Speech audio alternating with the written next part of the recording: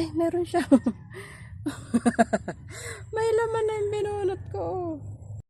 So, ayan ang laman niya.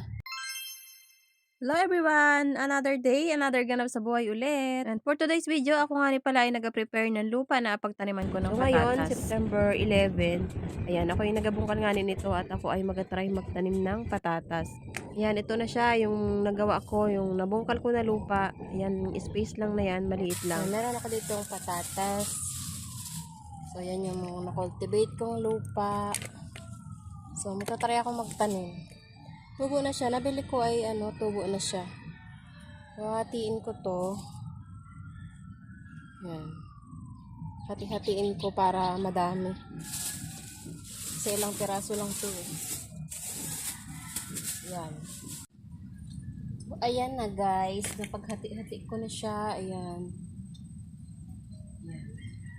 Ngayon ay tatanim ko na siya. Ihilera ko lang dito.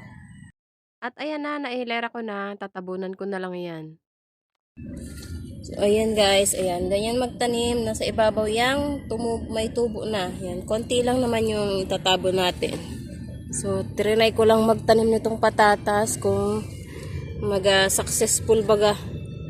So, tingnan natin. Konting lupa lang. Ayan, dito natabunan ko na.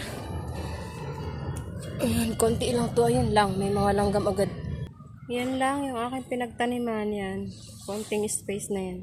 At after 2 weeks nga ng pagkatanim ko nitong mga patatas ay eto na. Nagsitubo na nga sila. Ayan, nagalabasan na yung kanilang mga dahon. At ito na nga ni ang nangyari after ng 9 weeks.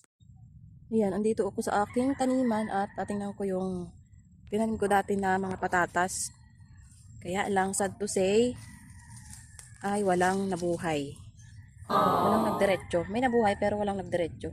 So may natitira dito na sobrang Diyos mio, tingnan. Aray ko. Aray mo. Ito lang ang nalusaw sila.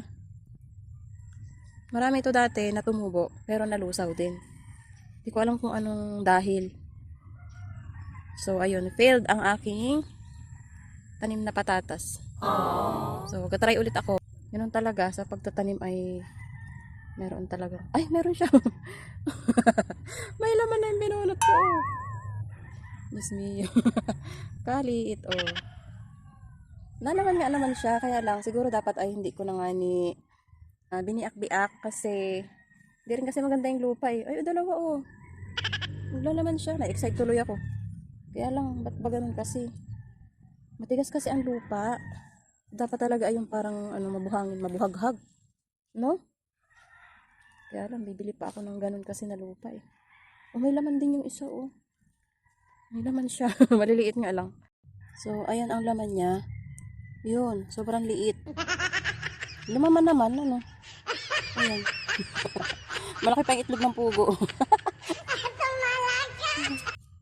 Maano kasi yung lupa, hindi siya buhaghag. Dapat talaga ay sobrang buhaghag ng lupa pala kapag patatas ang iyong tanim para lumaki.